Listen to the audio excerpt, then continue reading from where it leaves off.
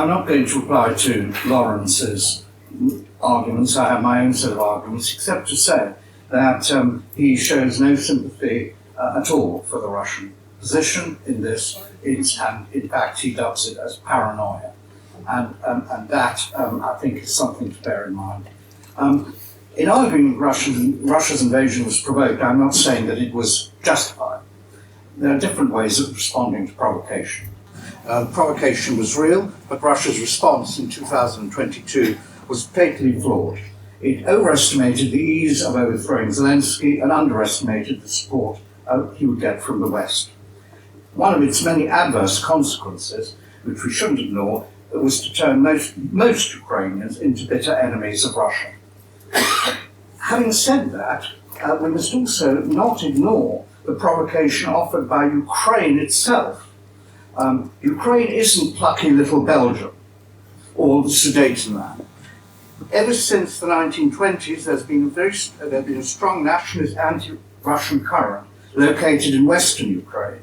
Critically, the nationalist leader, Stepan Bandera, raised a Ukrainian army to fight with the Germans against the Russians. That's something deeply etched in Russian memory.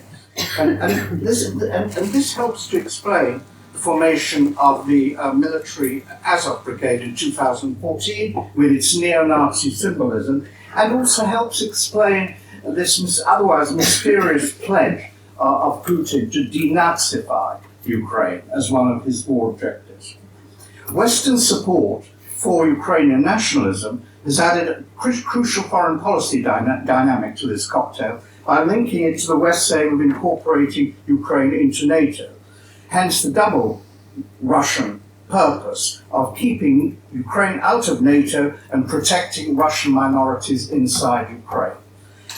Now, of course, Tony has dealt with the sense of betrayal of that broken promise, which Lawrence says was never sort of really seriously meant. And anyway, it was. But there are two betrayers in the Russian account of this. One is the Western powers, the Americans for making a promise they didn't intend to keep, and the other is Gorbachev for not tying down this promise into a new security treaty. For Gorbachev, for the West, Gorbachev is a hero. For the Russians, he's a traitor. When he ran for president against Boris Yeltsin in 1996, he received, do you know how many percent of the votes? 0.5%. A vivid memory of my own is being shown by a Russian officer the line of plinths of former Soviet leaders along the Kremlin wall behind the Lenin mausoleum in Red Square.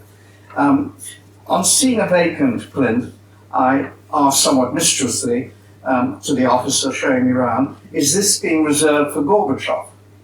To which I got the reply, no, his proper resting place is Washington. Tony Brenton has shown how Western diplomacy heedlessly ignored Russia's quest for new European security system. After all, as Lawrence said, NATO is a purely defensive alliance, has no expansionist aims, no expansionist objects at all. You tell that to any number of countries around the world which have experienced NATO's peaceful intentions. Now, the immediate cause of the present war was the Maidan uprising of January-February 2014, which overthrew the pro-Russian government of Viktor Yanukovych and installed a nationalist president in his place. We in the West portray this as a popular rising against a corrupt and oppressive regime. The Russians see it as a CIA financed and orchestrated coup against a democratically elected government. Backing the Russian version is the famous leaked telephone exchange between Assistant Secretary of State Victor Nuland, who just happened to be in Kiev while all this was unfolding, and the American ambassador Jeffrey Pyatt. And it talks about the desirable members of a new Ukrainian government. They were talking about the successor to the regime. When told that the European Union might object to their choice of prime minister, she notably replied, "Fuck the European Union." That's all on record. But of course, this doesn't prove that the Americans organized the Maidan. that there was a popular uprising is indisputable, but open US official encouragement of regime change plus covert financial and logistical support by the CIA was crucial to its success. Then we have the other episode, the failure of Maidan 2. Minsk 2. Maidan had led to the Russian annexation of Crimea and the insurrection of the Russian-speaking provinces of Donetsk and Lugansk. France and Germany brokered a plan to end the fighting, which included granting a measure of self-government to the rebellious provinces.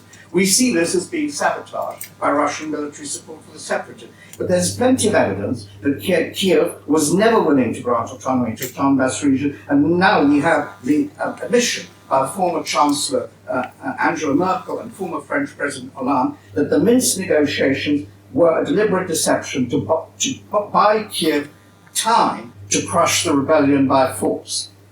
So that's the second episode we need to take into account. Finally, what are we to make of Boris Johnson's visit to Kiev on the 6th of April 2022, 6 weeks after the start of the Russian invasion? A draft treaty between Ukraine and Russia had been agreed, which included provision, is a draft treaty, very important to emphasize that, which included provisions for Ukraine's neutrality and some security guarantees. David Arachmachia, Ukraine's chief negotiator, summed up the gist of Johnson's intervention as follows. Johnson brought two simple messages to Kiev. The first is that Putin is a war criminal, he should be pressured, not negotiated with, and the second is that even if Ukraine agrees to compromise peace, they, the NATO powers, are not willing to agree. This amounted to an Anglo-American veto on further peace talks.